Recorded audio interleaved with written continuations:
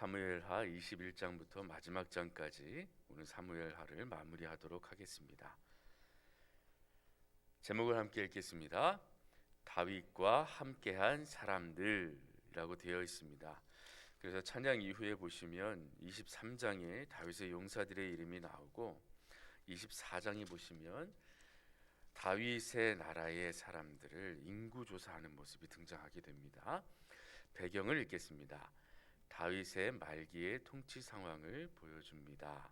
그를 도와 전쟁에서 도운 용사들의 명단들을 보면 입이 벌어집니다. 하나님이 함께 하심으로 강성한 국가를 이룬 다윗의 통치를 보여주며 나아가 다윗의 찬양 그리고 다윗의 유언과 솔로몬에게로의 계승을 소개합니다 라고 되어 있습니다.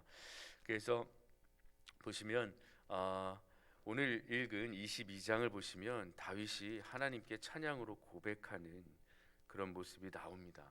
성경책에서는 다윗의 승전가라고 표현이 되어 있는데요. 시편 18편에 동일한 내용의 찬양이 기록되어 있습니다. 그런데 22장에서 그렇게 하나님을 찬양하고 23장에 보시면 유언의 성격의 말들이 등장하는데 여하튼 23장은 이 모든 인생을 다 겪어보니 이렇더라 라고 이제 다윗이 이야기해 주는 거예요. 다윗과 함께한 용사들의 명단이 쭉 등장하고 24장에 보면 이제 다윗의 말년에 하나님께서 진노하시는 일, 그와 함께 나아가 싸울 군사들의 그 인구 조사를 하게 되는 모습을 보게 됩니다.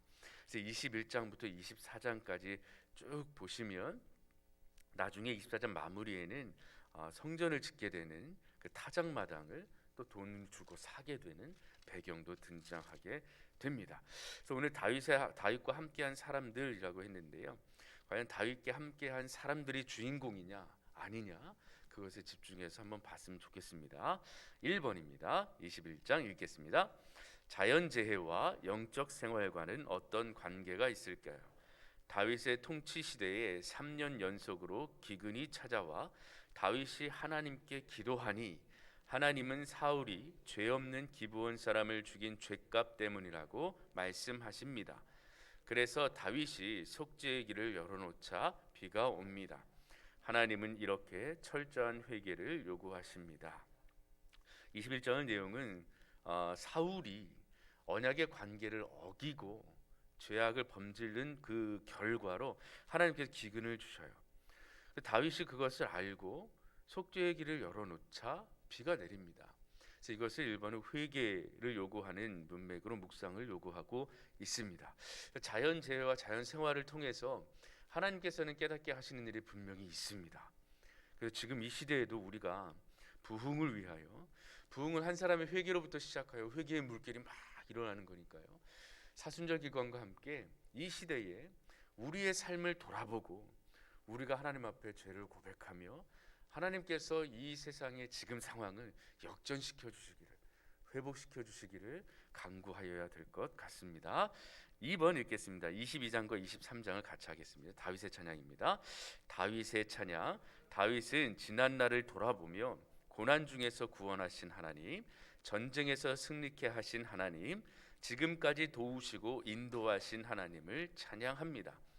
여호와는 나의 반석, 요새, 피할 바위, 망대, 피난처요 구원자이심을 찬양합니다. 이렇게 다윗처럼 진심을 찬양해 보신 적이 있으셨습니까? 지금은요 라고 되어 있습니다. 예전에 이렇게 다윗처럼 찬양을 드렸으면 지금은 여러분 어떤 마음과 찬양으로 드리고 있느냐라는 것을 이야기하고 있는 겁니다. 다윗의 인생을 보시면 참 험난했죠. 그래서 다윗의 고백을 보면 나의 구원이시요 나의 피할 바위이시요 나의 요새시요 나의 피난처시요 라는 단어가 많이 등장해요. 왜냐하면 다윗의 인생에서 구원자가 누구냐 하면 하나님이실 수밖에 없었어요. 도망치는 인생 가운데 누가 피난처였느냐? 하나님이었다라는 거예요. 그래서 지금 다윗은 22장 23장에서 사실 자신이 함께한 사람들보다 자신을 세우고 자신을 이끌어 가신 분이 하나님이라고 고백하고 있는 겁니다. 그래서 하나님에 집중하고 있어요. 아직까지는. 다윗이 누구입니까? 골리앗 장군에게 나아갈 때에 나는 여호와의 이름으로 나아가노라 라고 했던 사람입니다. 무기가 필요 없었습니다. 군대가 필요 없었습니다. 여호와 하나님의 이름, 그 믿음 가지고 나아가 그 골리앗을 물리쳐 이긴 자, 그 자가 바로 다윗입니다. 그 다윗을 왕으로 삼으시고 하나님의 사람에 맞게 그의 인생을 단련하시고 훈련해 가시는 하나님, 그 인생의 여정 가운데 보니 여호와 하나님이 나의 반석이셨고 나의 피할 바위이셨습니다. 바로 주님이셨습니다 라고 찬양을 돌리고 있는 모습이 22장입니다. 23장 가볼까요? 23장 1절을 한번 읽어보겠습니다.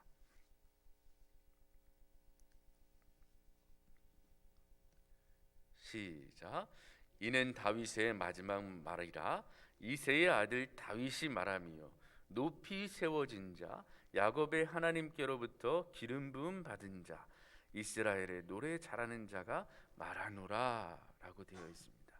여기 보시면 인생의 마지막에 뭐라고 하냐면 이새의 아들 다윗이 자기를 이새의 아들로 소개해요. 그죠? 농부의 아들.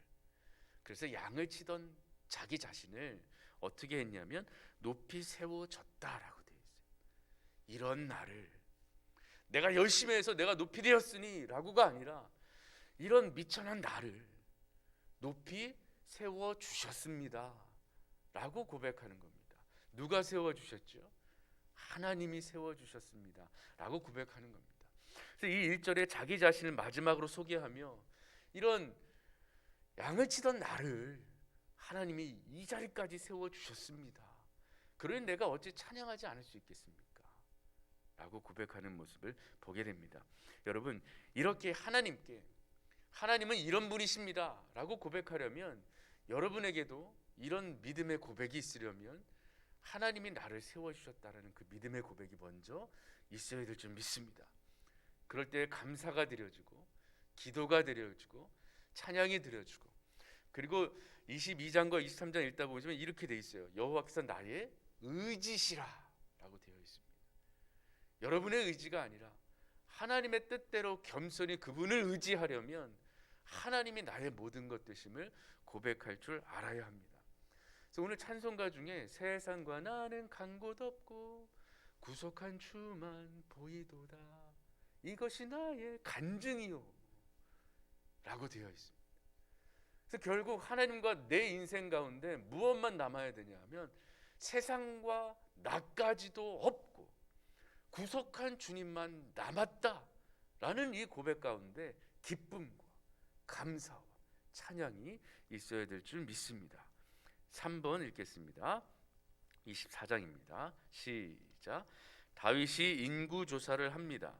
그런데 1절에 보면 하나님이 진노하셔서 치시려고 인구조사를 하게 했다고 나옵니다만 역대하 21장 1절에는 사단이 다윗을 충동한 것으로 나옵니다. 사단이 다윗의 무엇을 충동했으며 하나님은 왜 진노하셨을까요? 나는 내가 가진 것을 의지하고 있지는 않습니까? 라고 되어 있습니다. 24장에 보시면 1절 읽어보겠습니다. 24장 1절입니다. 읽겠습니다.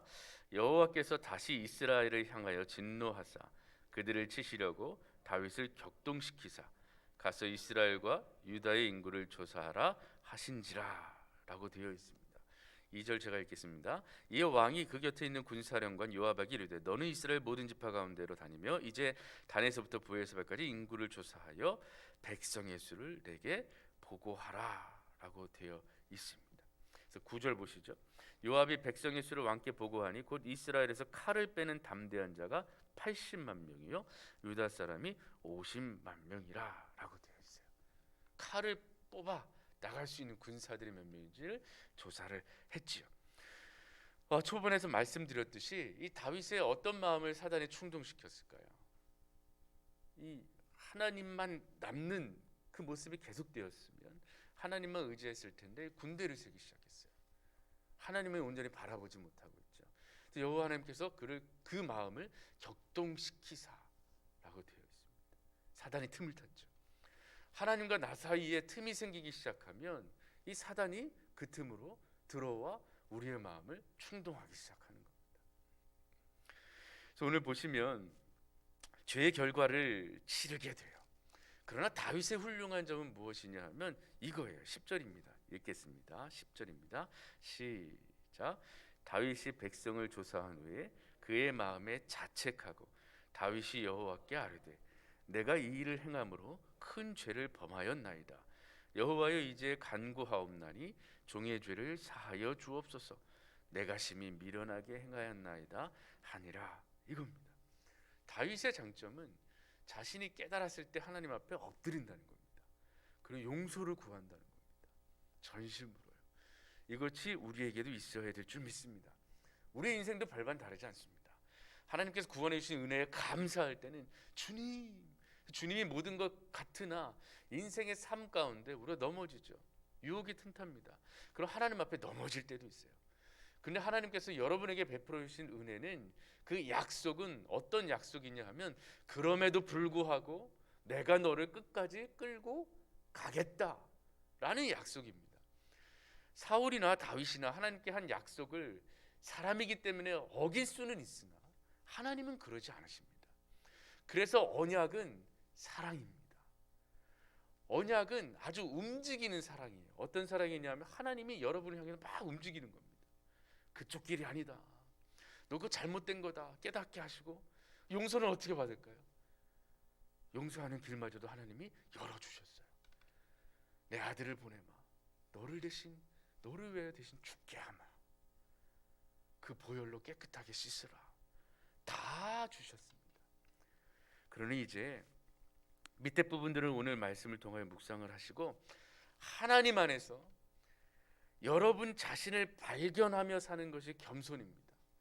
세상에서 여러분의 자신이 어떤 위치에 있는지를 발견하고 그것 의지하지 마십시오.